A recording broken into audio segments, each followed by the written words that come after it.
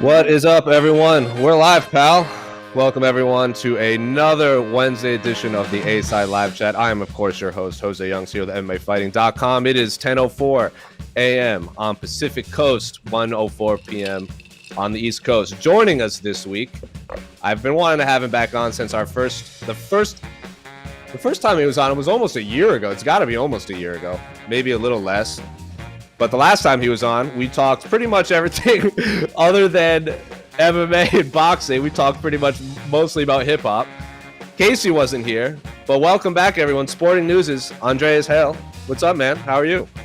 I'm good, man. Yeah, it's been about a year. I think it was pandemic time, man. We haven't talked in a minute, so it's good to catch up. There's been a lot happening in the combats world, boxing world, MMA world. There's been a lot happening in the hip-hop world, too. We can talk about that if you guys want to. I remember last time we went on this random tangent, Casey, where we compared Jay Electronica to Ryan Hall, and that was probably one of the more enjoyable conversations I've had ever on the A-side. But Casey, how's life in Englewood? Englewood's good. Yeah. It's not 6,000 million degrees like it is everywhere else in the world right now. Yeah. It's a good muggy 74, so I'm not past the AC yet, so it's good. And I got a refreshing water here, you know, my cool reusable straw. Everything's great. I'm doing good. Thanks for asking. Andreas, what's the weather in Las Vegas right now? Yo, it was cloudy yesterday, and it was still like 100 degrees, and it rained. So it's like the rain came down and evaporated. Yeah, it evaporated on its way down, man. So it was it's hot as balls out here. It's disrespectful. But you're in Arizona. Like, Arizona is completely disrespectful. So I'm envious of Casey right now. Yeah, me too. We have a nice. The rest of the week, our low is 104. That's the lowest it will get for the whole week. And it will probably stay like that all the way up until Halloween, which is just, as you said, disrespectful. But you guys know the drill. You can ask any questions we want. It's not every episode we get someone that also has his toes in the boxing world as deeply as Andreas does. But there was a lot of boxing going on this past week. There's a lot of boxing coming up. There's a big heavyweight title fight at the end of July. So we can talk about that if you want to. So anything you want to ask, throw it our way. I'm sure Andreas will give some people an update on his project with E, of course, Big E of the WWE. The last time he was on, he was the Intercontinental Champion. I don't believe he's the champion anymore, if I remember correctly, but he is not. Yes, I didn't want to say that and not be wrong because I've been a little. Now that pay-per-views are back in all these markets, I've missed a lot of professional wrestling these past few months. But we could talk about his project too. But Casey, what is our first question? To the questions. All right, here we go. All right, let's get to the big one. Yep, this is the one I figured we were going to talk about first. Andres is already shaking his head. Derrick Lewis versus Ciryl Gane for interim title. Given Jones goes public about a big payday for heavyweight fight, Ngannou asks in public, what are we doing wrong regarding fighter pay versus boxing? So when the UFC books Derrick Lewis versus Ciryl Gane, it is a mega flex toward Jones and Ngannou as a display of power. Do you agree? Changed my mind. So Andreas, couple questions. You forgot Jones and Ngannou and Stipe. Don't forget Stipe. And Stipe, yeah. Stipe is the forgotten man in this heavyweight title picture. So Andreas, you started shaking your head before you even started reading the question. So when you heard or you saw Brett Okamoto's tweet announcing Derrick Lewis versus Ciryl Gane for the UFC interim heavyweight title at UFC 265 in Houston in August, what's your initial reaction? Get the F out of here. First and foremost, like, listen, man, Michael Bisping, Anthony Pettis, Robert Whitaker, Cain Velasquez, GSP, Matt Hughes, all those guys went nearly 2 years without a title defense. Ngannou fought when? 3 months ago? Yeah. Come on, man. Come on. An interim title for what? What are we doing here? This is a flex of power. This is absolutely what it is. Ciryl Gane and Derrick Lewis, I mean, look, I'd love to see the fight, but it should just be a fight. This shouldn't be an interim title on the line. What the hell does an interim title mean? Look, I come from boxing where there's like too many goddamn belts. So I'd like to see less belts. And now that they just create belts on the fly, if a champion doesn't fight for 3 months, like, this is turning into boxing without the sanctioning bodies. That it's disrespectful, man. I'm gonna keep using that word because this is so disrespectful to Ngannou. I don't know if Jon Jones will ever get a title shot. What are we doing here? I think the thing that also Francis brought up is he had already done enough to earn his number one contendership when Stipe and DC were kind of holding up the division for 3 years with it, because DC and Stipe fought once a year against each other for 3 straight years. And in that time, Francis pretty much lapped the division, and he had asked for an interim title shot on more than one occasion. He asked to fight Jairzinho in Jacksonville for an interim title. It was very justifiable. That was almost and I think so. Stipe knocked out DC at UFC 241 in August of 2019, if I remember correctly, and then Jairzinho fought Francis in May of 2020. And Francis asked for a title and at that point they hadn't announced the rubber match between DC and Stipe. Francis asked for an interim title. They said, no, we don't need it. We're not interested. 3 months later, after winning the title, there's already an interim title. So Casey, I know you've talked about this a lot, but has any other thoughts crept into your mind after hearing this announcement? Without sanctioning bodies, and I kind of keep telling this to people, there are no rules to a UFC belt. If the UFC, Dana tomorrow just tweeted, oh, we're stripping Francis because, I don't know, whatever, they can do that. There's no rules. There's no rule book. There's nothing that says anything that 1 year, 6 months, 3 months, you don't defend it in 3 days, we can take your belt, we can do anything. They can do whatever. They stripped Tony Ferguson for tripping on a cable that when he was on a UFC PR tour, like he wasn't like on his own. He wasn't at a water park messing around or anything. He was doing work for the UFC, promoting a fight.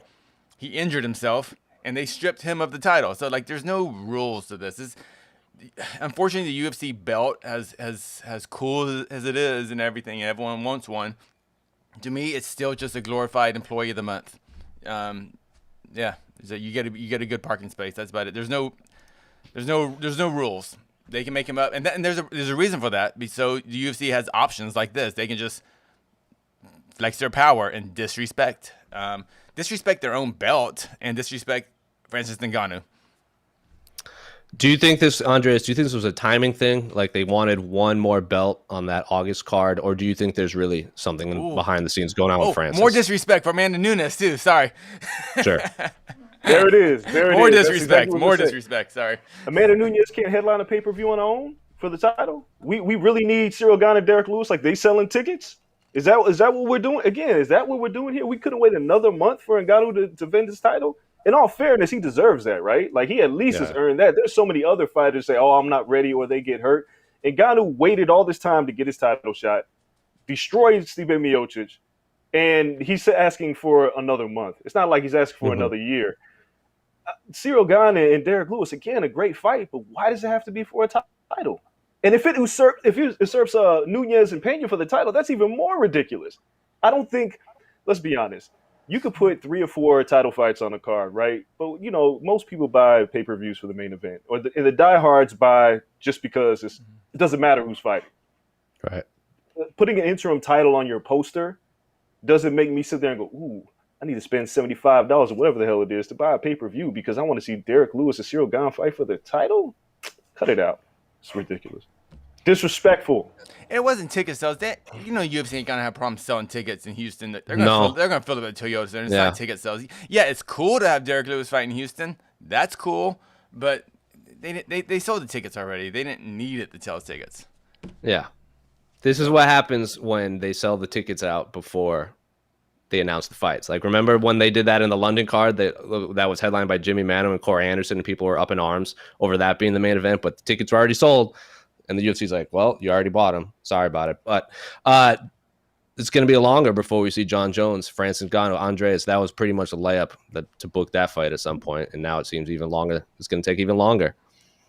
What are we against here? Like, what do we help me understand this, guys. Jon Jones, Francis Ngannou. That's probably one of the biggest fights. The biggest non-Conor McGregor fight they can make right now. And if either guy is asking for money, it's not like you don't have it. Come on. It's not like you don't have it. You're underpaying these guys to begin with. Don't get me started on this. These guys get paid too little to fight, right? And now it's like you're asking the pound-for-pound best fighter and arguably the best fighter in the history of the sport to move up in weight class to fight perhaps the Mike Tyson of the heavyweight division And what is a blockbuster could potentially just be a one-fight show where you could pay everybody else a 20 and 20, and nobody cares because you're paying for the main event. Pay these men what they're getting. Deontay Wilder and Tyson Fury are fighting for a third time, and they're getting paid. Jon Jones is asking for what I think he deserves. And, for Dana saying he doesn't sell tickets, this fight sells tickets, sells pay-per-views. Mainstream wants to see that fight. Come on. Yeah, you slap those two in, put the heavyweight title on the line. I feel like it's a no-brainer that fight happens in Madison Square Garden. Heavyweight champion of the world in MSG with the history of that arena with the heavyweight title. That's not a layup, as I said. That's lowering the basket and just placing it in. But real quick, back to Amanda Nunes. Everyone kept saying, well, they need a championship fight. There was already a championship fight in this card. We had the Lady Goat on this card. It's like, and you, well, she doesn't sell. It's like, that is on you, UFC. You cannot sell arguably the greatest female fighter ever to be in MMA in the UFC. One of the most violent fighters, and she's facing Julia Pena. And yeah, you can argue if it's gonna be competitive or whatnot, but Julia Pena can sell a fight. She can do that, and that's what Amanda Nunes needs. Because Amanda Nunes, she's just not a natural. She doesn't drop promos, but Julia Pena can. And like, this was a great opportunity for Amanda Nunes to have like a rival, and then she can showcase on fight night. And it just sucks for Amanda Nunes. And all the spotlight would have been on her. Now, coming into that fight week, all we're going to be talking about was like, this is a stupid interim title fight. And we're not going to be talking about Amanda freaking Nunes. That's it's really frustrating because she's arguably one of the most disrespected champions that we've seen, right? She's had to be, second billing so many times. When the Ronda Rousey fight happened, she wasn't even in the damn promo. She's a layup in terms of marketing is concerned. Like, if you want to reach the LGBTQ community, you could have used her years ago. She's violent. She destroys people. What else? And then she's genuinely a nice person. Like this. The paradox of her being obliterating people and just being genuinely nice, having this baby, like, there's so many things to sell here, and yet we continue to see her get disrespected. I don't understand it, but it speaks to the fact that I've always said this: the UFC doesn't necessarily know how to market people of color. I just think they have a really hard time selling their stories because they don't necessarily understand it. It's easier to sell Sage Northcutt, Paige Van Zandt. It's easier to sell, Ronda Rousey. Amanda Nunes, they were like, oh, we don't know what to do with her. It's easy. It is the last day of Pride Month, and I don't think I saw anything really the UFC push Amanda Nunes, who's an openly gay fighter. She's done no gay charity events in the past or anything, but UFC did nothing to highlight that, to use Gay Pride Month to promote her fight in the month. I don't know. I mean, it's the level of disrespect. The level of disrespect. Man, through the roof. What did you guys think of Francis's manager or agent, whatever term you want to use, him and Dana's little Instagram spat where Dana responded to ESPN's graphic of Francis's team's statement saying they're shocked and they hope for more clarity, this and that. Dana said, you had clarity, you knew this was happening, this and that. And then Francis's agent came and put this long piece out and said, we will air everything out. I have no problem being blackballed by you. Andreas, you cover multiple sports with multiple agents and everything. We don't really see agents and managers like this in MMA. So what did you make of those two's Instagram spat? Oh, Casey just did it. It was the chef's kiss, man. Please do it, because things need to be exposed, man. You're going to blackball somebody, blackball them, whatever, because the public eventually get fed up with this kind of nonsense. And if Ngannou's agent or manager, whatever, he says he's got this information and this is all nonsense, put it out there. Please put it out there, because you can't keep doing this to fighters. You can't keep selling wolf tickets to the fans as well. Like, Danny tries to control the narrative, and I understand that as the man of the company, he has a perspective, but you're not always right either, dude. You're not. And somebody's got to speak up. Too many fighters, too many managers, too many people are scared to speak up. Please expose it. I'd love to see it. Make it happen. Let me see those receipts, Dana. Where are those receipts, Dana? You knew it was happening. Let me see those receipts. That's all. But guys, didn't you hear in the UFC, they're all about making the best fight the best, and that's all they care about. For those of you just listening, you could hear the eye rolls for Casey and Andreas right there. Dude, there needs to be like prop bets on whatever betting sites for when Dana will say Francis Ngannou doesn't want to fight. Oh yeah. I'm waiting for There's that. multiple Where are the ways to turn Dana ones? What are the go-to Dana lines when? There's multiple ways to turn down a fight, and asking for money is just one of them. Yeah, that's asking the to get online. paid. Yeah, asking to get paid what you're worth is the reason is to turn down the fight. Come on, again, why do we keep doing this? Why do people we're keep in a loop? I this feel like we're in nonsense? a loop. Yeah. Also, why was Francis Ngannou just got back to the country? Where was he? He was doing a victory parade in his home country. Like that, right? And like it was all over everything. That was one of the coolest scenes. Like Kamaru just did it, Israel Adesanya just did that, and now that you're penalizing him for that. Their champion is promoting the UFC brand all over the freaking world, and then you go, "Hey, fight now." It's like they're promoting the brand. They're promoting UFC. They're promoting those 3 letters, that belt, that what it's worth. In the continent of Africa, that's amazing. The UFC, and that's Ngannou doing it on his own. It's just like, Let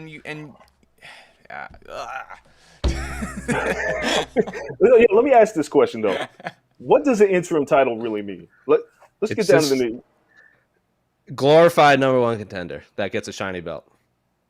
And why do they need a belt? What does it mean?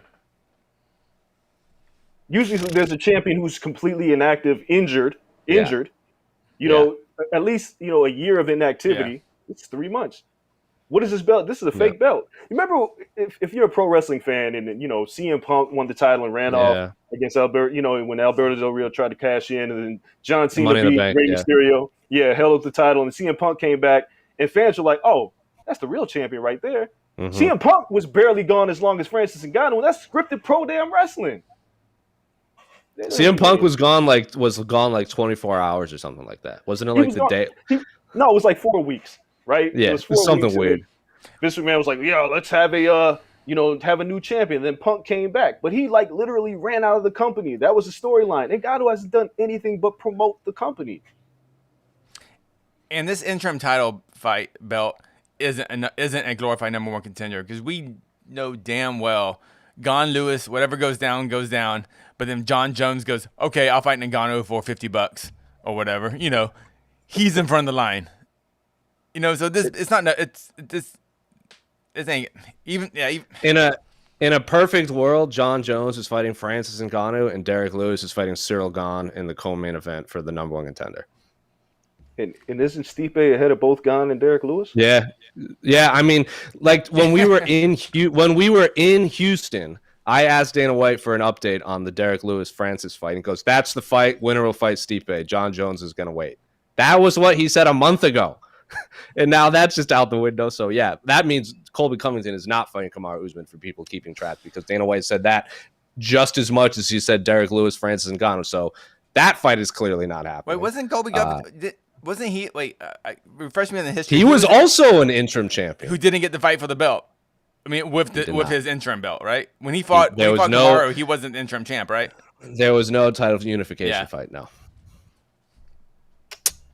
Shocking. Wait, so the last 2 interim belts, were those Tony? Am I missing Tony and Colby, or was there one in between?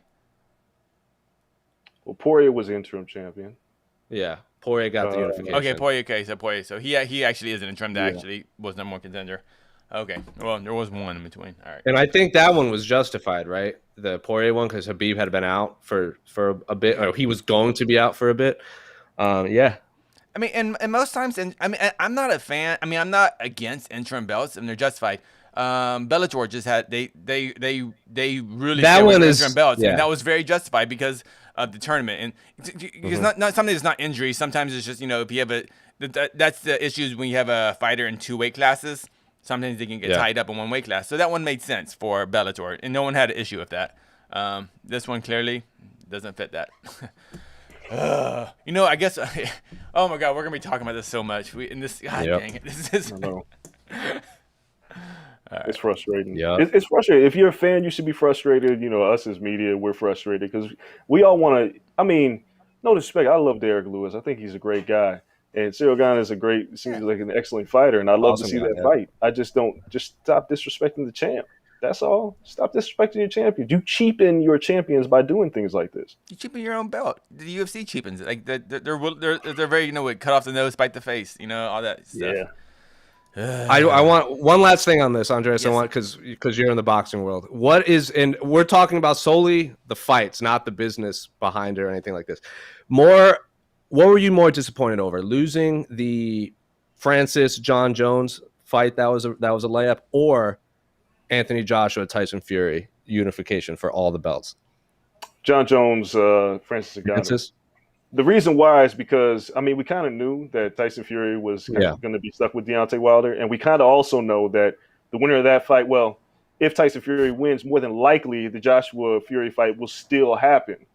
We have no idea if Ngannou and Jon Jones will ever happen at this rate. Like, it's getting ridiculous. Like, Jon's inactivity will become an excuse because he's been inactive for so long. That's a good point. That is a very good point. Joshua's fighting. Is Joshua fighting Usyk? Is that happening? Seems like it's September 25th. It seems like that fight is happening. So it's like they still line tough up. Fight too. Yeah, still tough. Those are both 100%. It's only months apart. A month, month and a half apart. Jon's the best in the world, arguably ever in the history of a sport. If he wins the heavyweight title, I don't think there's an argument. He would be the best. I think he would be, especially if he beats Francis. I think he would surpass GSP in my mind. Yeah, I'll agree with that. Whatever. Yeah, he's up there. That's all. Yeah, it's all subjective.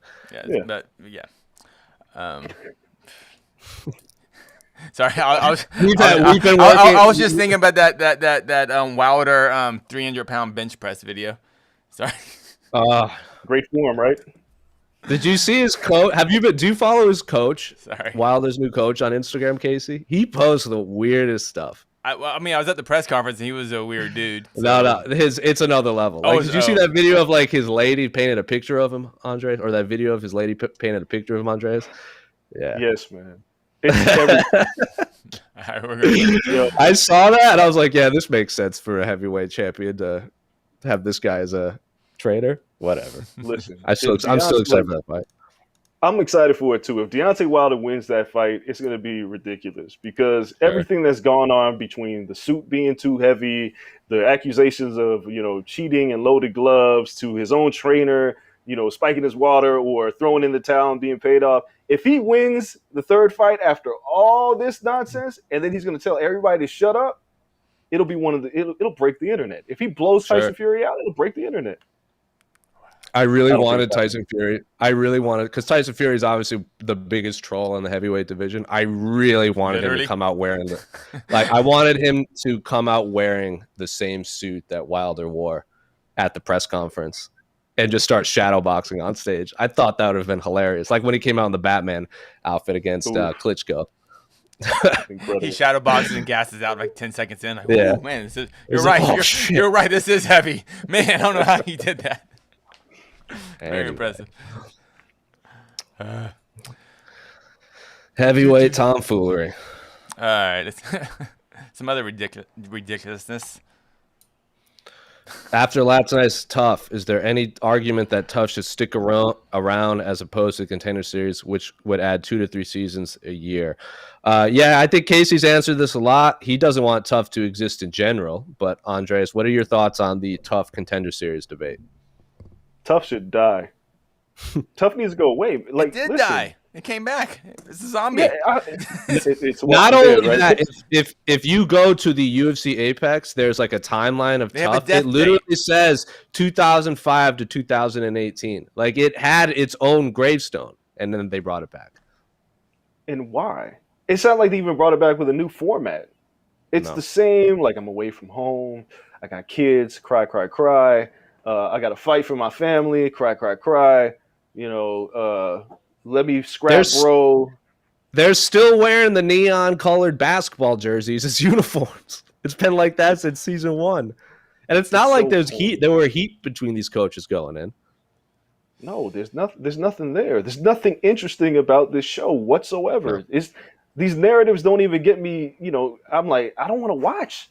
Just fight. That's it. Just fight. I don't need these ridiculous stories. I don't need these guys in the house. Just fight. Just fight. It doesn't even count. He's a good fighter, but is he a good roommate? That's what I need to know. I was like, I don't. There you go. I Who's just, the last? Listen, if I want to watch housemates fight, I'll just watch the Real Housewives of Atlanta or Love and Hip There Hop. you go. we already have those shows. We don't need a crappier version of it. And I feel bad because like when I say this, I'm never shit talking the actual fighters on the show. I know a couple of them. It's like I understand the opportunity they're going for, but this is all ridiculous. If they want to do some reality show, do the Contender Series, like, which is kind of reality show if their whole, you got a contract, you get a contract, but no, but they're still just focused on the fights. Just I don't get it. It's a waste of time. I even still think the Contender Series could take longer breaks between seasons, because from what I've heard, they're kind of tapping the market really hard and they're running out of fighters. And now you're getting these fighters coming in with like 2-0, 3-0 records. Well, it's regardless. a scam. It's a scam too, as far as contracts and Right. stuff. But I don't Anyway, that's a whole who's the nother thing. off the top of your head? Who is the last really high level tough winner that is like still doing damage in the UFC? Oh my God. I think there's clearly one answer, but there's a Well, lot. listen. Two. Yeah. Like for the Usman? very recent seasons.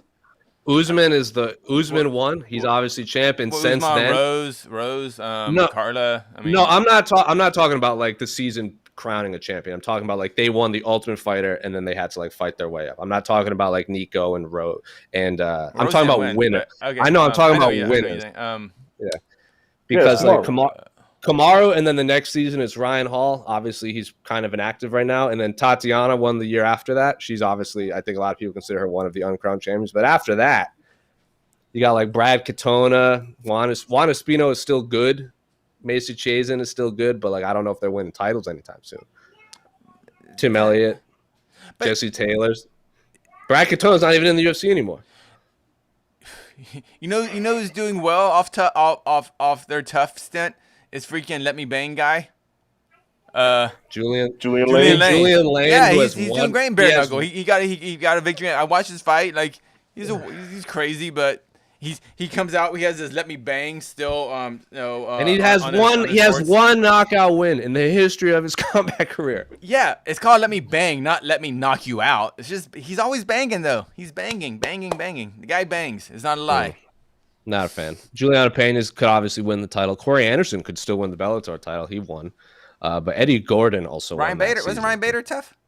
Yes. he Yeah, won. Ryan Bader, double champ. Beat Vinny Magalhaes. That was the gross. That was like the last season I actually watched, and that was like the gross prank season. They were like peeing in each other's drinks and Oh, stuff. okay, moving on. Yeah. MMA. This is literally just titled MMA. Does PFL's league system produce more entertaining fights? Lately, there's been a lot of great finishes, and the fights that go to decisions are crazy good too. Biggest fight, easiest paycheck. Is that why everyone from 125 to 145 volunteered to fight Sugar Sean on 10 days' notice? I think these are two separate questions. Yeah, but, okay. I was confused. I was like, what? Yeah, me too. Andreas, do you like PFL's league system? It's cool. It's a different wrinkle. It's intriguing, but 90% of the time I'm watching it, I'm like, wait, what's going on? Like, Yeah. wait, oh, you need a first round finish? Oh, well, what if I just run around, and run the timeout? Like, but it's still intriguing. It gives, it's like the big three, right? It's like there's the NBA and there's the big three. Like we got a different set of rules, so it's fine. I mean, they do have good fights. You can't front. Like when you watch PFL, it is entertaining. The system is it can be sketchy, especially if you try to explain it to somebody who never watches MMA. It's like, hey, you should watch this, and it's like, well, what does this mean? It's like, hell, I don't know. Just keep watching. I feel like half the broadcast is them continually explain, what the point system is. Like half the broadcast is that. It does, I think, make wins and losses feel a lot bigger. Like if you lose, if like when Anthony Pettis was fighting his last fight, he's like, if he loses, he misses the playoffs. I was like, oh shit, that's right. He has to win. So I guess it makes wins and losses mean a little bit more. But go ahead, Casey. I know. I think I know what you're gonna ask. I was like, what is it? I don't know. I just the playoffs. I don't know. It's just, and then I don't understand. Like, are there only? I didn't know. Are there only 2 fights to get into the playoffs? Is that right? Points. So I think Points? it's. But you only fight 2 get, times, right? Then I can never get an Something like explanation of that. that. Because I thought it was like a Something like round that. robin where you have to kind of like in World Cup where you reach everyone, and then I think if it was like that, the season would last more than a year. I think that's Like that's what it should be. But I think they're just time. So I think it's like 2 fights. If you get 2 first-round finishes, you're just automatically in the playoffs. But there's more than 2 fighter. So you don't. It's not a round robin. You don't face everyone in your bracket, right? You just. I don't believe so. But you would have to ask our own AK Lee. He's the PFL whisperer on our site. See, that's all. That's what I wanted you to ask because there's no clear answer. I don't know. Yeah. Anyway, biggest fight, easy paycheck. Is everyone calling out Sugar Sean? Andreas, if you could pick, who should fight Sugar Sean on 10 days' notice? I'd like to see the Marlon Vera fight. The rematch? Yeah. This one. Other than that, I don't know. I just want to see him fight. Yeah, I think everyone. I think off the top of my head, Merab, Ray Borg, Tim Elliott, and Ricky Simone called him out, and I believe Sugar Sean responded to Ricky Simone, so that I bet that's probably the path they'll take. I don't think there's any chance they give him Merab right now because he seems like he's going to be a monster in that division. And then Ray Borg is obviously a 125er out of the UFC right now. Tim Elliott's a 125er who also lost his opponent, so I'm thinking it's going to be Ricky Simone, which is still a good fight. I like that fight. Does O'Malley want to stay on the card? Is that the plan? Yeah. I think so. He was the opener for the pay-per-view card, for the Conor card, which is like the prime spot for pay-per-view. Yeah, and the UFC wants to keep him in that spot too. So the interesting thing about this question is easiest paycheck. First of all, how big is that paycheck going to really be? Yeah. Second of all, is it easy? Sugar Sean is a very good fighter. Yes, he could be a douche, but carrying babies in interviews. But come on, man, this kid's got hands. Carrying babies, talking about doing heroin, talking about his fellow fighters. Yeah, it's not a great look, but he's still an incredibly high level martial artist. It's a for a short notice fight. It's a low risk, high reward type fight. That's what it is, you know. Oh yeah, Sugar Sean, even though he's not, is he even ranked? Is he technically ranked top 15? I think he's just outside the top 15. He would be like 16. I would argue he is the most valuable non-ranked fighter you can face in the UFC right now. Am I missing someone? You know what I'm trying to say? I mean, Jon Jones isn't ranked. Well, he's ranked. Let's be serious. Nick Diaz isn't ranked either. Well, yes, not? You're right, Casey. Yeah, you know what I'm trying to say. He's not. Yeah, for a guy that's never been, how about this, has never been in the top 15. You know, or even been a title contender. He was. I think when he fought Marlon, he was 15. That's the highest he got. He was. Then he got not knocked on my out. rankings. Yep. Not on my rankings. So yep. Oh, so who should face him? I don't know. Anyone. I don't care. Ricky Simone. He was facing Louis Smoka for some freaking reason, so I don't think it really matters who he faces. No. Like that fight made zero. Like I mean, cool. No. Good for you, Louis Smoka. But how's Louis Smoka doing? Is he okay? Do anyone check on him? Is he doing all right? Is he just injured? We have no idea. He got hurt. That's all I know. Someone should check on him. I don't know. You can't fight Sugar Sean unless you check on Ricky Smoka. Louis Smoka first. All right. Oh, more PFL.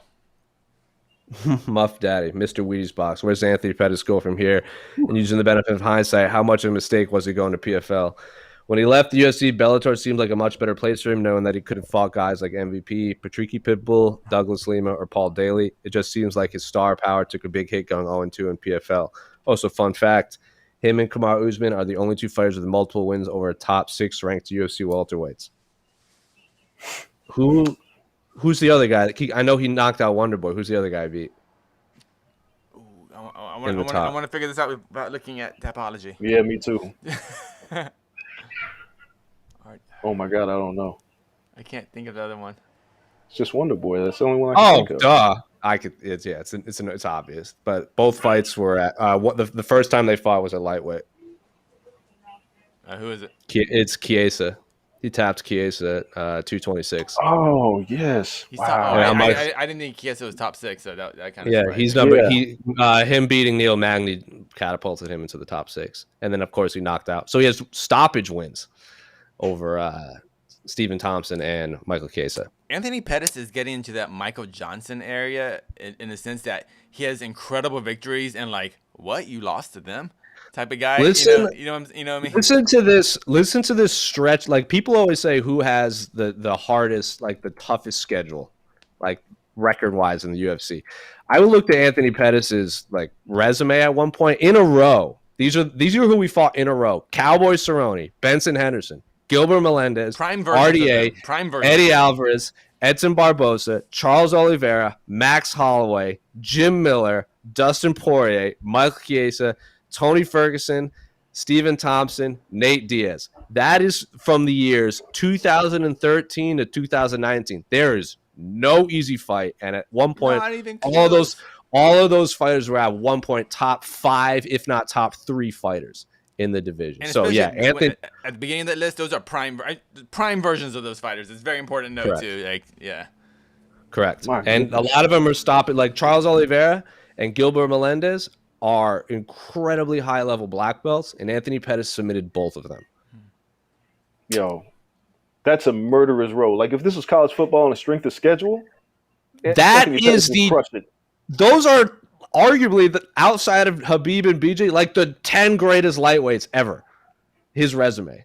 He obviously didn't fight Habib and obviously never fought like prime BJ Penn, but like Gilbert, Benson, and Cowboy and RDA in a row. And even you could throw Joe Lozon in there, like before he kicked it off. Like, that's rough. And that is a rough stretch of fights. That when he lost to Eddie, right? That was really close, right? Yeah. It was Eddie wrestled. Yeah, that was just like I'm gonna shove you into the fence for 15 minutes. That was Eddie going, I gotta get that W. Yeah, okay. Yeah. But still, it was a very competitive fight. But regardless, yeah, I know he lost the fight. But is Pettis better at 170? I think this. Okay, all right. So here it is. One, where does Anthony Pettis go from here? Home. Because he's got to figure this out. I'm being serious, because fighters who rely sheerly on their athleticism, there comes a point in your career where your brain tells you that you can still do the things that you used to do, but your body says no, and you have to figure it out. And I use Roy Jones as a perfect example in boxing. Roy Jones was built just off of his athleticism and reflexes, broke every rule in the book when it came to fighting. Once he slowed down a nanosecond, it was over, and he had to adjust. He didn't. And that was pretty much the end of his career. And he kept fighting. Sometimes he was still more athletic than some fighters, and he beat them. But for the most part, the fundamentals weren't there. He didn't figure himself out. He was done. Floyd Mayweather, on the other hand, when he was Pretty Boy Floyd, was obliterating everybody until he started hurting his hands, and he started to change his style based on his hands injury history and what he knew he could do. Anthony Pettis needs to reinvent himself. He still goes out there and tries to do the things that he can't any longer do. There's no more Showtime kicking Anthony Pettis. He probably fall off the cage now. And that's no disrespect to Pettis. It's saying that you're getting older. You have to figure out what you can and can't do now. And that's why I say he needs to go home. Is it over? I don't know. But mentally, he has to understand that my body's not going to cooperate like it used to. I need to reinvent myself. And he has not done that yet. So he needs to take some time off to figure it out. Otherwise, he's going to end up like Roy Jones with just a huge losing streak, and then people will say he's washed up, even though you just explained he's fought the murderer's row of fighters. And at one time was on a damn Wheaties box. The only UFC fighter on the Wheaties box still. Have there been any other combat sports athletes? Was Marvin Hagler on a Wheaties box or anything? I don't know, but I'm definitely the only MMA fighter who's been on one. Yeah, he's. I would imagine. I would imagine. Yeah, I was gonna say Muhammad Ali's probably. Yeah, Muhammad Ali's been on a few times. I think they even came out with one when he passed away. They might have had like a commemorative one. He's been on it a few times. I'm sure there's been Olympians in the past, but I can't think of any off the top of my head. I like the Roy Jones comparison. Anthony Pettis also started his own business, like his own agency. So maybe he's being pulled in 1,000 different directions when he's not fighting. Clarissa Shields, was she ever on the Wheaties box? I just Googled it, and there's like a photo of it, but I don't know if it's real or not. No, I don't recall. She should have been 2-time Olympic gold medalist. Like, she should have been. She really should have. Yeah, it's a fan-made one. I think someone complained about her not being on it and then made their own. But back to this question, I would love Anthony Pettis and Bellator and into that and in that welterweight division. That's just exciting fights. That's all. That's just Pettis versus talk about giving Pettis like murderer's row. It's like, Pettis versus Douglas Lima. Let's do that. Jeez. That's not fun either. Yeah. But Pettis Paul Daly, like, hell yeah, I want to see that. These are fights that we kind of, I want to see. Just I I don't fault him for going to PFL. That Like makes I sense. I understand get the it, mentality, but yeah, as a didn't work out. fan, you want to see him in Bellator. As a fan, you looked at that lineup of welterweights. You're like, shit, he could fight there, and I'd love to watch every single one of those fights. He could headline, whatever. Now it's like, you lose to Clay Collard, and it's like, all right, dude, what? Like now what? Hey! I'm sensing some Clay Collard disrespect here. Oh no. Once upon a time, that would have been preposterous to think that Clay Collard could beat Anthony Pettis. Now it's like Anthony Pettis has come down to earth. So, and Clay Collard's a part-time boxer who had an amazing run in the bubble at Top Rank. I really think kind of that factor no one's really talking about because you don't really. It's hard to kind of talk. What's the word? I'm sorry. But the bubble. PFL has got a really strict bubble. And I've heard a lot of complaints. I mean, it's just how it is. But like the UFC essentially has no bubble, so fighters kind of come and go. And and a lot of fighters have been dropping out, especially in the past with UFC. But PFL has been very strict. It's like a 2 or 3 week bubble. I heard it just sucks.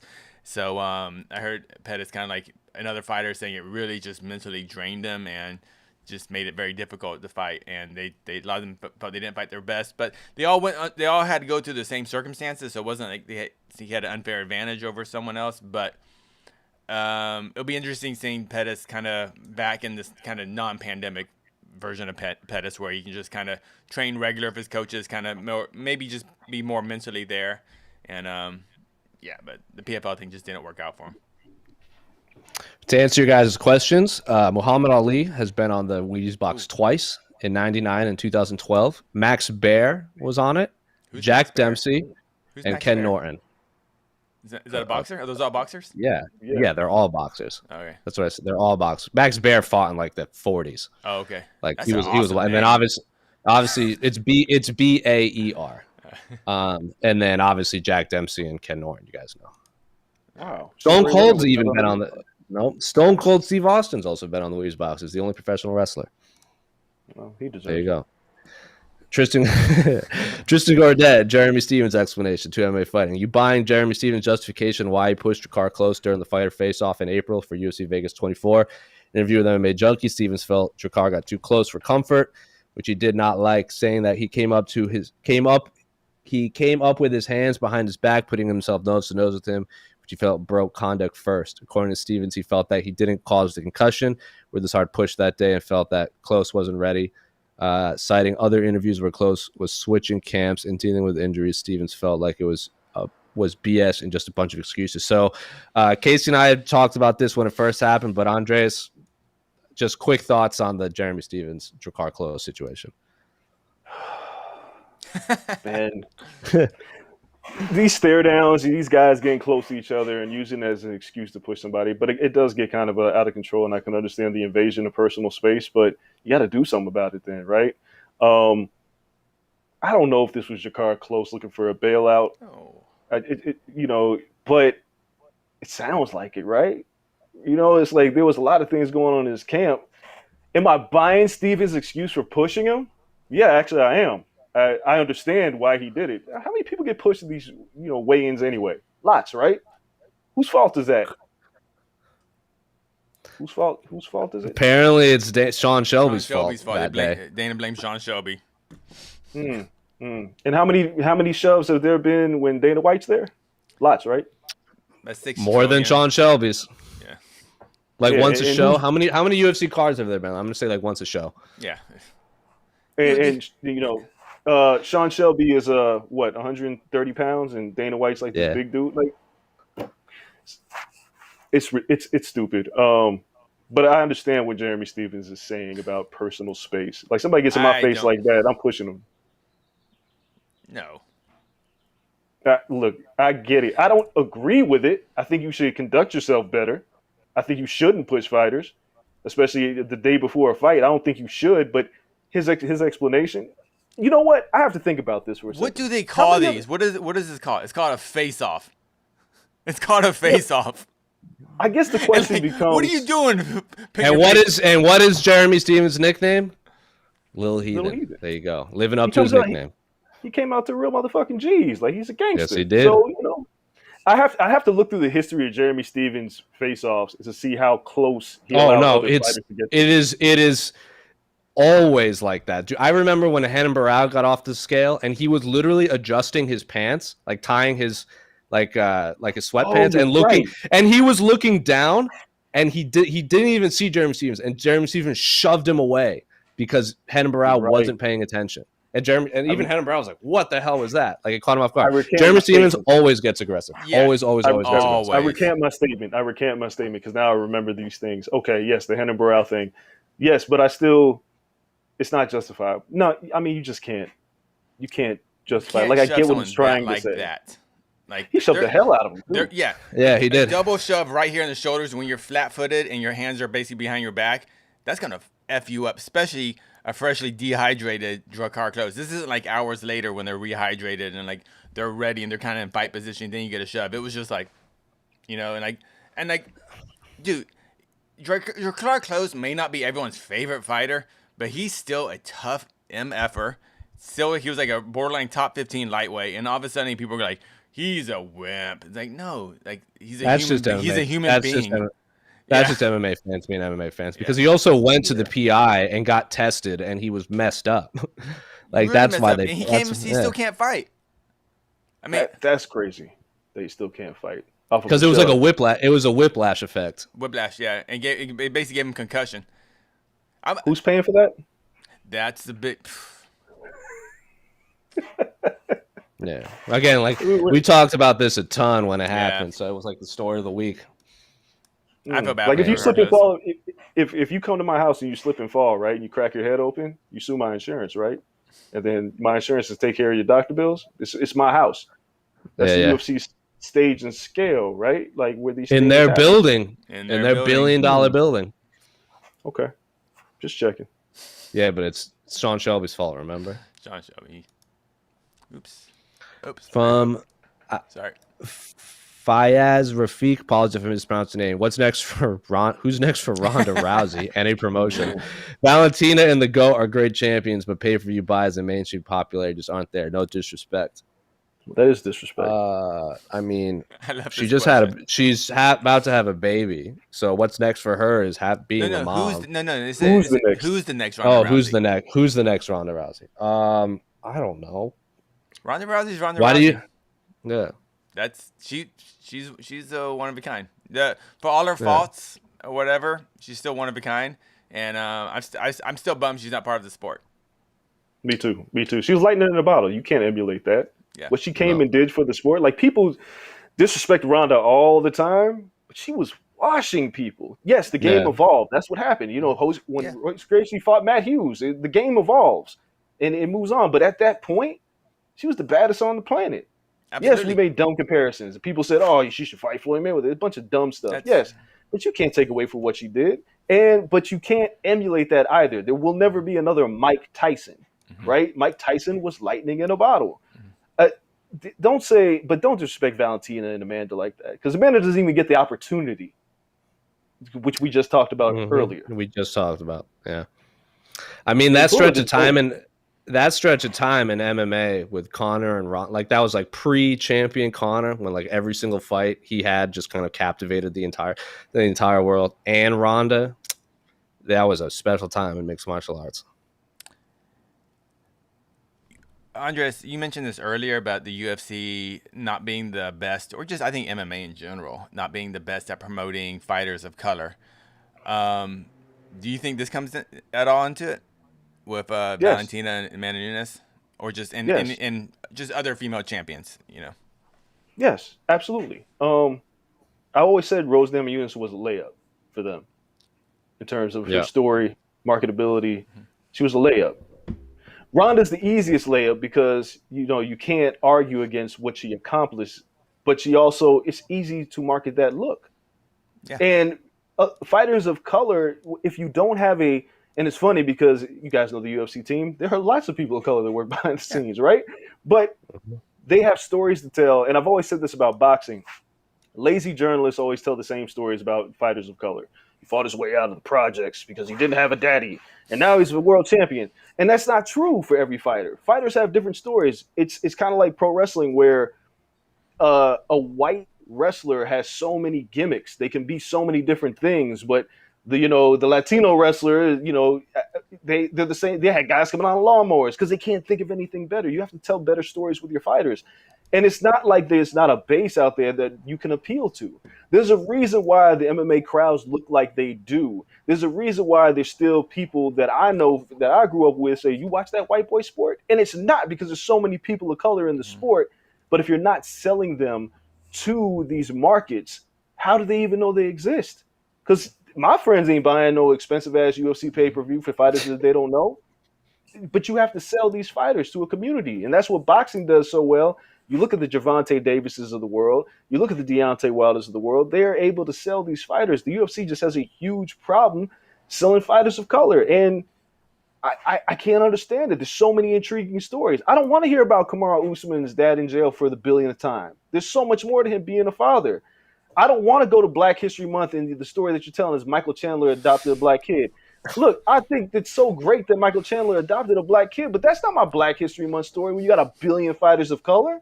What are you doing here? It's lazy storytelling.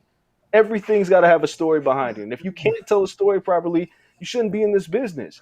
And I'm just saying the UFC should do better. Michael Chandler adopting a black kid, Black History Month. And then, I love John Anik, but, he's like, we're so glad to have Michael Chandler. It's like, man, get the hell out of here. You have so many black fighters. You have Aljamain Sterling sitting right there. You got Kamaru Usman sitting right there. Jon Jones is the best fighter in the world. So off of that, what do you make of they've pushed Daniel Cormier quite a bit, both on UFC and ESPN. And I know Roy Nelson had a lot of negative things to say about that back in the day, but what do you make of that? Because I know that's what people – I know I'm just playing devil's advocate based on what people will bring up in the comments. Look, if you play ball, it's okay. Because Tyron Woodley at one time was one of the baddest fighters on the planet and was also one of the most disrespected champions in the UFC. And Demetrius Johnson too. Yes, but in Tyron's case, he would buck the system, right? But there was so much appeal to Tyron Woodley. Like, he was in Straight Outta Compton. There were so many things you could do with this man. He looked the part. He looks the part, too. You know what I mean? Like, he had it. He had the story. He had everything, Man looked like a super soldier. Let's go back to Rashad Evans when he was on The Ultimate Fighter and the shit that he got for being a showboat. Being listen, but Cormier, I love Cormier. Cormier's a very nice guy, but him being so nice and agreeable is easy to sell. But when you're not those things and you're a person of color, they don't want to hear it. They just don't want to deal with it. And there's always one, there's always one guy that's like, all right, this is an easy sell. We can deal with him. And then plus you can't deny Cormier's credentials. You just couldn't do that. I have a black friend. It's like...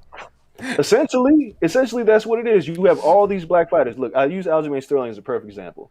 Aljamain Sterling could be marketed to the community because if anybody ever saw this, they put him with Eric B in a commercial that hardly anybody saw. It was Aljamain Sterling, Eric B from Eric B and Rakim. And Aljo had the flat top with the gold chain. And I'm like, why aren't you guys putting him on Sway in the Morning? Why isn't he on the Breakfast Club? Why is he in these markets to appeal to a community that you desperately need? Even though UFC is comfortable with where they're at, there's still untapped markets that you can hit with a lot of these fighters, and they're just not doing it. And I can't understand why. I just don't get it. Yes, I do. Never mind. I'm sorry. I do get it. Yeah, you get it. You get it.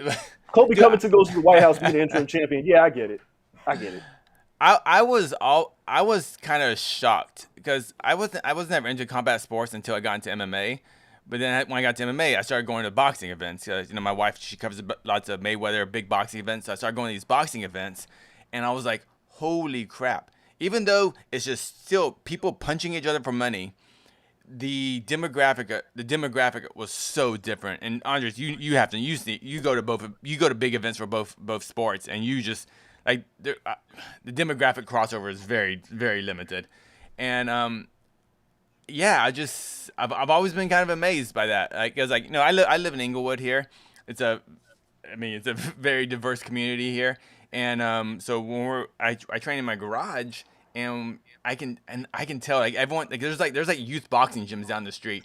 No one knows what MMA is in this neighborhood. So when we're rolling on the ground and our neighbors are walking by, I know they're looking at us like, that's some weird shit going there, you know. So it's just, I think it's so I never quite understood why or how MMA can be kind of just part of the black community, because I know it's kind of getting there in small parts, but as a whole, it's still a novelty. Is that correct, Andres? Oh, that's absolutely correct. Listen, like for me, when I got into it, is because like most people, I ran across UFC 2 on my black box as a kid, and I was like, I just like watching people get punched in the face for a living. That's just the things that I do, and I enjoyed it. But you know, when after the dark period, when UFC came back, they had, you know, once Zuffa came into the picture, they had opportunities to tell better stories. And I always use Rashad Evans as a perfect example. Rashad Evans was an easy sell to the community. He was the champ. He won the Ultimate Fighter. And he felt like one of us. He came out to Mobb Deep shook once. He felt like one of us. But it felt like that the UFC kind of muted what Rashad Evans was, and they didn't give him the opportunity to promote himself in the markets that he needed to be in. I wrote for the Source magazine. I interviewed Rashad Evans. But I felt like, shouldn't he be everywhere? Shouldn't you be putting him on BT? Shouldn't you be put him in these markets? He should be recognized by the community and inspire the youth to want to get involved in MMA. But if you're not infiltrating those markets, you can't. It'll remain the perception that, you know, it's a bunch of Budweiser drinking white guys, college kids that like the sport, when that's not true. And they don't even make up a majority of the sport as fighters. Yeah.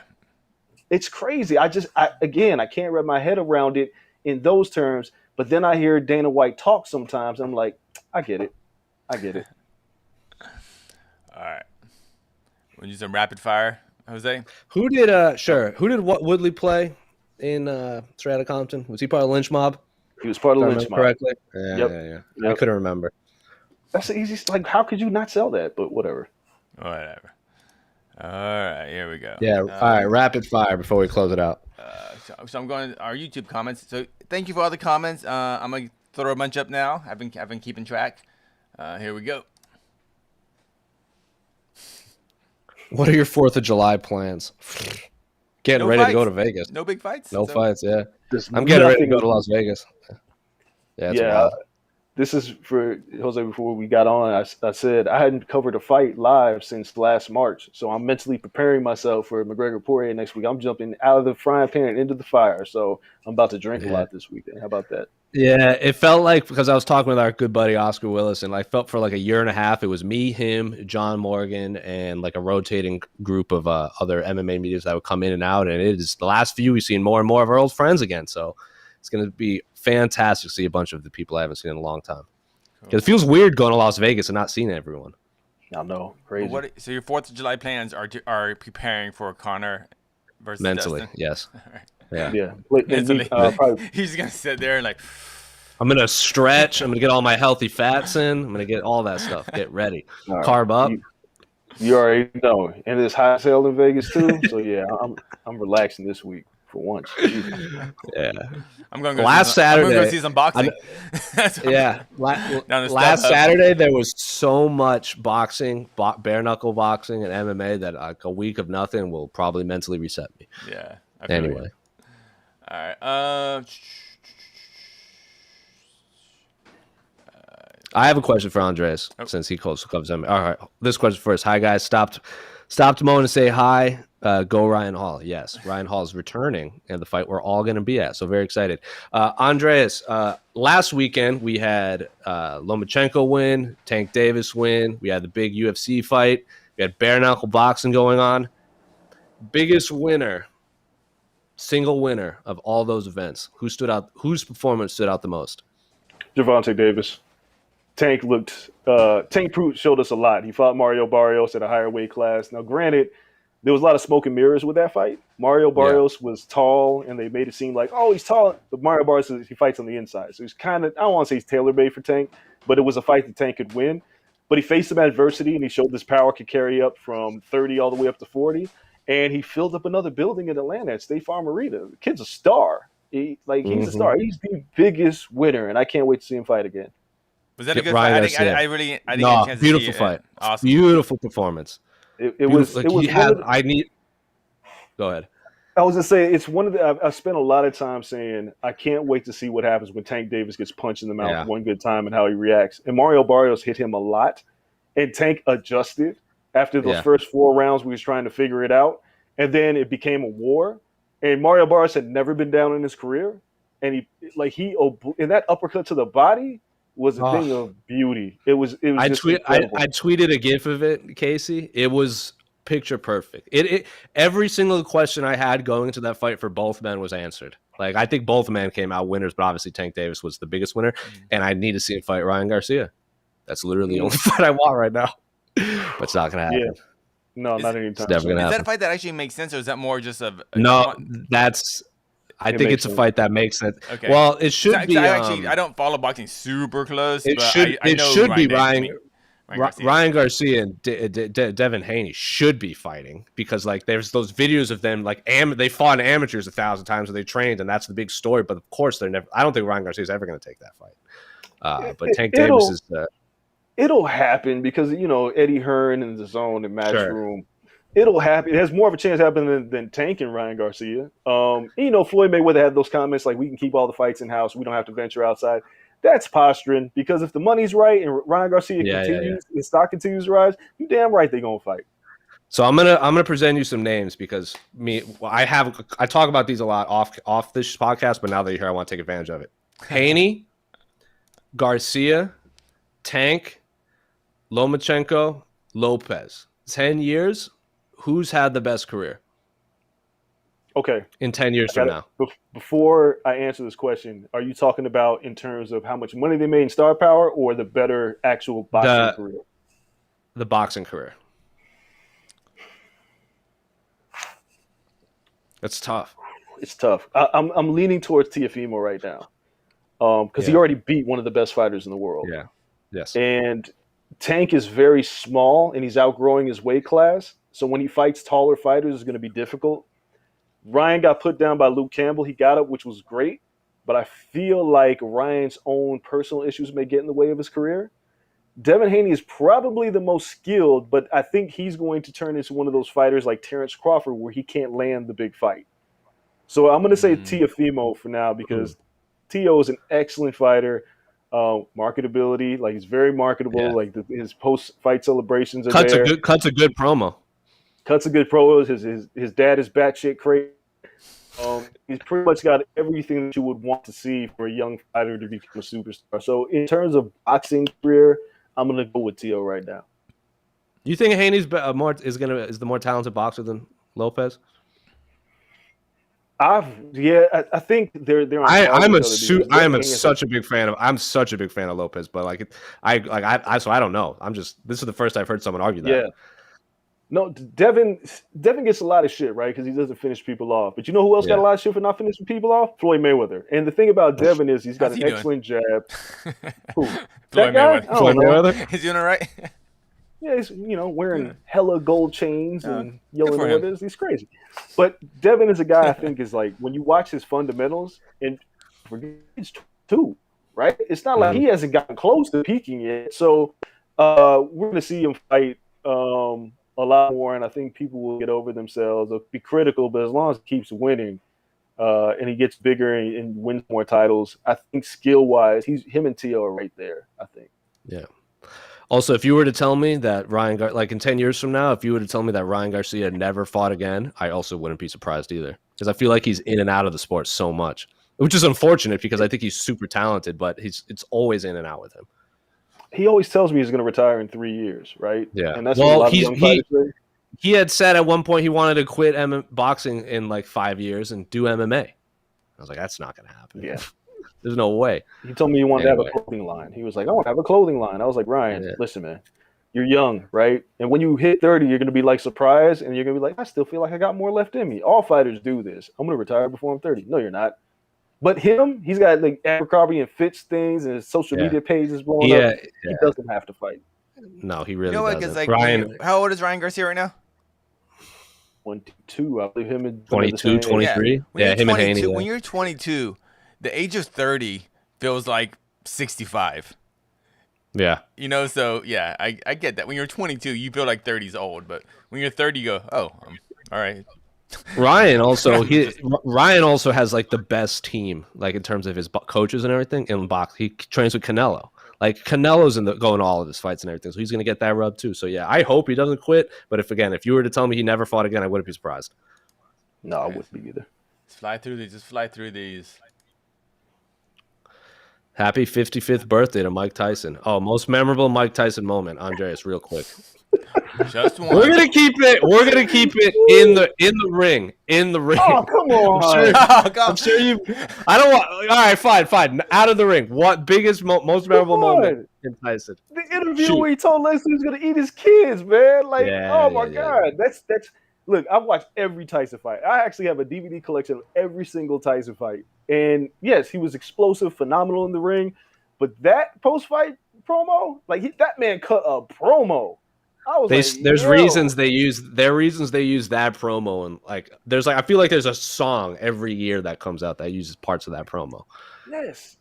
Like Mike was an enigma. So yes, man, the fact that he's still here at 55, given how tumultuous his life was, is like a victory in itself.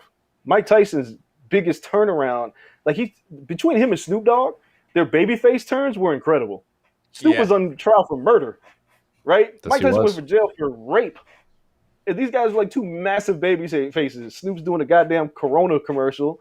You could have told me this shit in the 90s that these two would still be here doing this. Snoop and Martha Stewart doing shit together. Yeah. It's like, what, dude? All right. Yeah. I have issues with Mike Tyson, but I understand. I understand.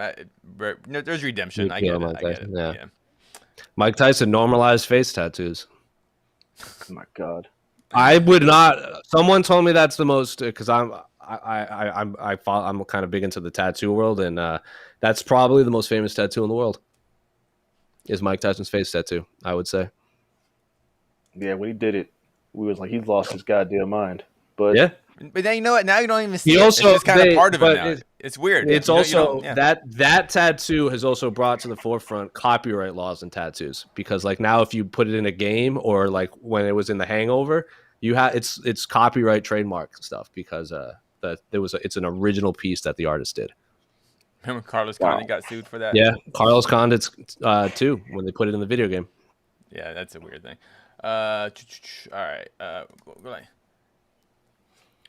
Sean should choose Kelleher. Wouldn't hate it. Brian Boom Kelleher, good friend of the show, has called him out a bunch. I like that fight, actually. Yeah. So do I. Like him a lot. I like that fight a lot. A lot of people said they would love to see Kelleher. I think he called him out on this show a few times, so it would make sense. Okay, boom. He also said that if he wins, he would smoke with him, so I think that just sells right there. Thoughts on Dana acting like a child because Francis has a great MMA management team. Didn't take the BS that came out of Dana's mouth. Yeah, we talked about this a lot. Dana just not every time coaches or managers push back on Dana like that. I think as a general rule, if Dana is talking shit about your manager is doing a good job. Great. Yes. Yes, absolutely. If you're a fighter, your manager should not be best friends if they're promoted. They should actually hate each other. Like Holly Holmes, longtime manager, and her and Dandas are not on good terms. Yeah, that means they're doing their job. Yeah, exactly. Another one from Mr. Boza. AG fight Shapiro, Glover, and Jan's fight supposed to take place at UFC 266, pushed back to UFC 267. Francis asked for Derrick at 266. UFC said no. What the hell is going on? So I believe, I don't know. Glover and Jan is allegedly going to take place in Abu Dhabi. Cool. Timing, I guess. I thought it made too much sense to have Jan and Glover in Chicago, considering there's that big Polish population. Yeah. Throw Marcin Tybura on that card too. Throw Joanna on that card. But obviously, as I've said a million times, anything we want doesn't happen in the UFC. No. And the question was, what the hell is going on? Dog, I don't know. I don't know what the hell is going on. Your guess is as good as ours. Someone wants money. That's all. Yeah, and Dana don't want to pay people what they're worth, or rather, Hunter Campbell. Yep. Yeah. The lawyer. Yeah. Yeah. Who's at Helwani on Twitter? Who's at every press conference you go to now? Hunter's standing off to the side. When Dana speaks over to the side, it's usually to him. Yeah, remember the cell, you hear fighters. Connor would be like, "Oh, I'm gonna talk to the Fertitta brothers after." Lorenzo wasn't Dana. So basically, the new Lorenzo is Hunter Campbell. Mm-hmm. Is anyone excited for Lewis and Gane as a fight? Yeah. That's a problem. Yeah, that's a problem. When we hate on this fight, we don't hate on Lewis versus Gane in itself, them punching each other for money. That's cool. That's gonna be great. But obviously, it's outside of the fight, which makes it an issue. Correct. You don't need you don't need a fake belt. No, I love the fight. I don't love the fact that you're undermining Francis Ngannou. That's it. That's it.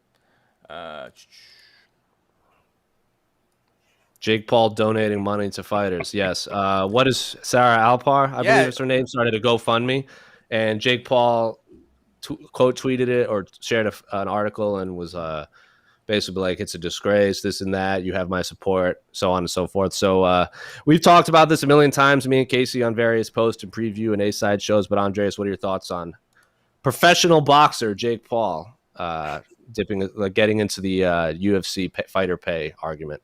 Look, man, you can hate the messenger, but the message is correct. And what Jake Paul is doing, I applaud that man for it. He could be a douchebag and all that other stuff. I'm separating those things right now because he is absolutely right. The fact that he has the power to do something like this and ruffle some feathers and then donate to fighters, come on, man. It's really making Dana look like a fool. So shout out to Jake Paul in terms of that. Like, I've had time to sit with him. Like when I was with the Zone, we did a couple of his fights. I've spent a lot of time with him.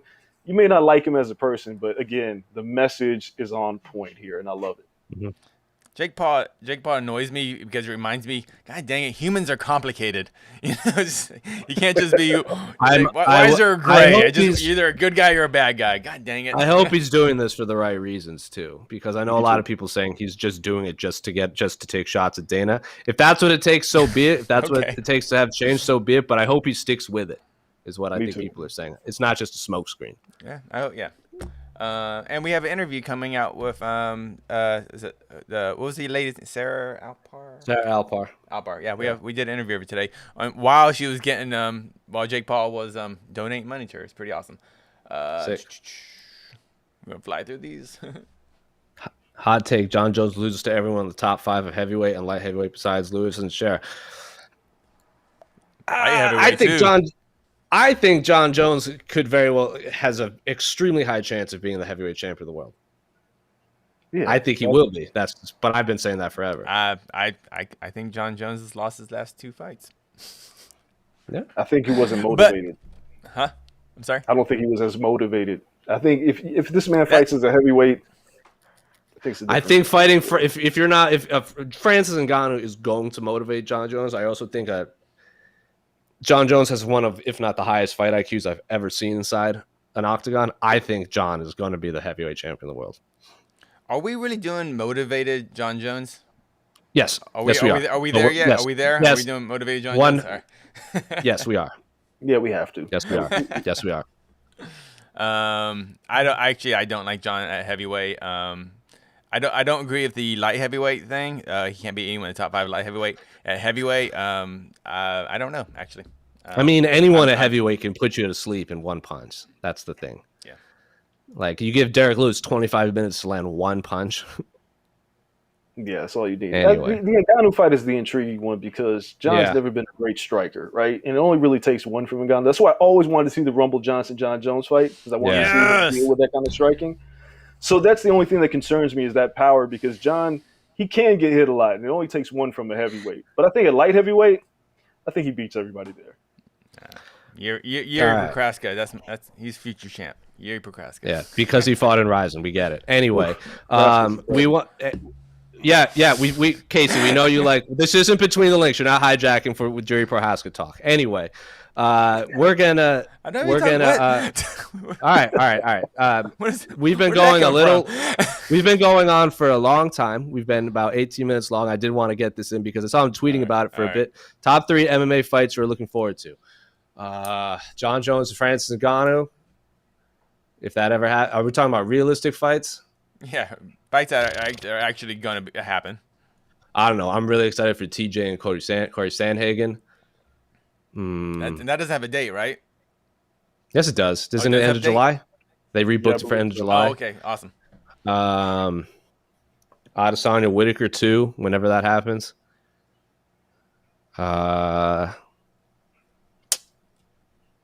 MMA. Oh, and Pitbull McKee. Yeah. That's Those the are my one. three. Pitbull McKee. That was the one that immediately came to mind. I Yeah, can't those are my wait three. for that fight.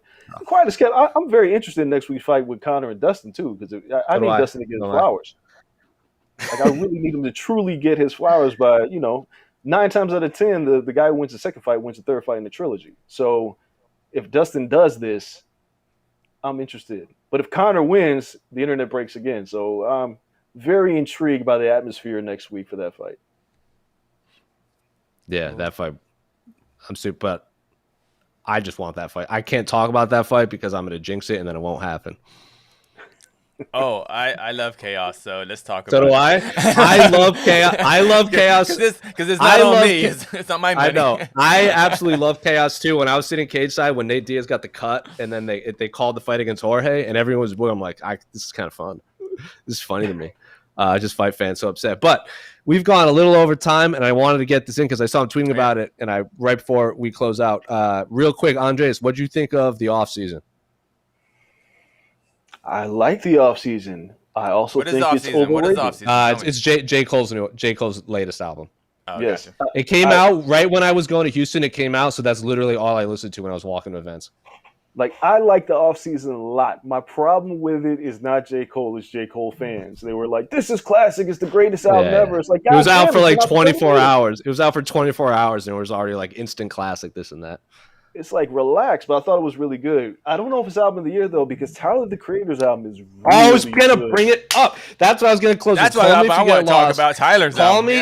Call me if you get lost is so good, and I am so happy because like 2013 Jose is so happy that Domo Genesis came back and is back on another track. Obviously, I'm bummed out. I'm bummed that Earl and Frank aren't on it, but you can't get everything you want for. Call Me If You Get Lost absolutely is phenomenal. It's better than Igor, and Igor was fantastic too. You think it's better than Igor? Oh yes. I like it better. Way better. I love Igor, so I don't love it. I don't love this new one. I love this new one, but I don't love it as much. No. In terms of A, in terms of a complete rap album that hits every single spectrum, because Tyler gets some good melodies on it. He's got some good production on it. It's his best bars in a long time. Like his flow and rhyming in there is better than it's been in a long time. Yeah, this is Tyler's best album, I think. This is the culmination of all of his last few years. There it is. It's, I was not a big Tyler fan with Goblin and Wolf. I was not a big Odd Future fan, but the talent was always there. Like you could see the musicality and everything was always there. This is like Tyler reaching his final form, right? Like This is him ditching all the, like late teens, early 20-year-old nonsense that he was rapping about. But now it's like everything's kind of coming together for him. And Igor was that project as well. Like Igor being what it was and Call Me If You Get Lost being what this is. It's like when Kendrick made To Pimp a Butterfly and Damn, right? Mm-hmm. There were two completely different projects that people love for different reasons. This album is incredible. This right now, this is my album of the year. Mine too, and I have not stopped listening to it. Also, I just want to point out I have an absolutely massive Goblin poster right here that I got from that tour that I've never got rid of. I liked Goblin, but like obviously listening back to it, I was like, oh, like this is just not high quality music. But at the time, it was just refreshing. It was like a new it was like just the new scene. I was also like 22 when it came out, and it was something I just had felt I had become stagnant, and music had become a little stagnant. It was just something new. But I'm glad Domo's back because Genesis went to college with me for 1 year. He went to ASU, and he walked around house parties, and he's like, "I'm gonna be a professional musician, and I'm gonna buy his first." He's like, "When I become a millionaire, I'm gonna buy a diamond Charizard medallion." And guess what he bought? A diamond Charizard medallion. And I remember that house party when he told everyone that. I was like, "Good on you, man." Look, since we're doing stories, fun fact. I'm very close. I used to be the editorial content director for Two Dope Boys. And if anybody remembers, Future had beef with Two Dope Boys. A little bit. Little bit. Okay. We were at South by Southwest one year during the Woody Awards. And Tyler, the Creator. 2011? The 2011 one. That's the big Tyler one. Yeah, that's when I was at too. And he says, fuck Two Dope Boys at the Woody Awards. Yeah. And we were there, me, Shake, and Mecca from Two Dope Boys, and I'm like, we're about to fight. Like, there's about to be a fight. Because they talked, like, we thought we were going to get into it with them. It's a long story about why that happened, but it was never anything personal with Tyler and them. It's just when you are in music and you get so much music every day, you don't get a chance to listen to it all. And we didn't get a chance at that time to listen to Tyler like that. And then the quality wasn't that great in terms of sound quality. No. But yeah, so there was a time that I thought, oh my God, I'm gonna have to fight Tyler the Creator. That's crazy. And now I'm listening to his music. I'm like, this is incredible. Like this man, he's grown so much as an artist. It's incredible. There was that early Tyler. Like if anyone has ever used GarageBand, like the default sounds, like the noise effects and everything, they're all in Tyler's old music because that's all he could do. And he was like recording into his microphone laptop. I loved it because I thought it sound. I think that's what like the charm was for it. But yeah, it wasn't the best. Like Bastard. I still love Bastard. That album. I was a big Odd Future fan from day one when I first heard it. Yeah, me too. Orange Juice. Orange Juice is one he says. Odd Future, Wolfgang, Kill 'Em All, Don't Give an F, and then Loader Squad, Bacon Boys, blah blah blah blah blah. Yeah. Oh wait, Andres might appreciate this. Hold on, wait. See, check out my little Gravediggers poster back there. Oh, 6 Feet Under, man. And we got rap. And we got my Doom shrine right behind me. R.I.P. I'd say that is a legit metal mask that my friend molded for me. You see that right over there in the corner? Look at you, man. Oh, the Mad Villain. Oh, you love to see it. R.I.P. That crushed my soul. Doom was one of the greatest of all time, man. Just a complete. That's an enigma right there. That dude. Speaking of which, Super What with MF Doom and Czarface rules too this year. That's way up there. Very damn good album. Anyway, we've gone an hour and a half, but I'll talk with Andres. About music all the time. Anyway, Andres, thank you so much for joining us again. You can plug whatever you want to plug right now before we sign off. You can follow me on social media at Andreas Hale. We didn't get a chance to talk about it, but if you see this thing behind me, Our Heroes Rock, that's me and Big E from the WWE and Johnny Davenport, who designs the New Day's gear. We're doing a cartoon that's kind of Schoolhouse Rock on Black history with some hip hop involved. We raised a bunch of money on Kickstarter. We're in production right now. Rhapsody is doing the song about Ruby Bridges. It's going to be really dope 3D animation. So that's coming at you hopefully by the end of this year. And yeah, that's about it. Just keep up with me. If you follow me on social media, you're going to get a treat because I don't just talk about MMA. I talk about everything, and it gets wild, and people say crazy things to me. And I'm sure you guys have seen that before. We love it. We love it. We're also in a case. We're in a fun chat. Me and Andreas are in a fun chat. We just talk about hip hop the whole time, and is clearly kind of on sabbatical right now because he's dad part 2. So when he comes back, he'll be back on the show again. Dude, that guy has been ducking me. He's like, because of training. Yeah. I whooped up on him one day, and he's all like, "Oh crap, I better go make some babies. Otherwise, I got no excuse to come over here and take my whooping from Casey." So I'm just saying. But we're cool. Hey, we're cool. We're not keeping score. It's just fun. It's just sparring. We're learning. We're not keeping score. It's just 1-0 Casey. Yeah. Well, what shit? 1-0. Shit. What even is going on? Anyway, you can find this on all your Spotify networks, and I don't think we'll be back next week because Casey and I will be at Media Day with Andreas for UFC 264. So we're gonna skip next week. We'll be back next week by Andreas. See you in Vegas, man. Thanks for joining us. All right, y'all. Peace out. Oh my God, we didn't even talk about Joe Schilling. Oh boy.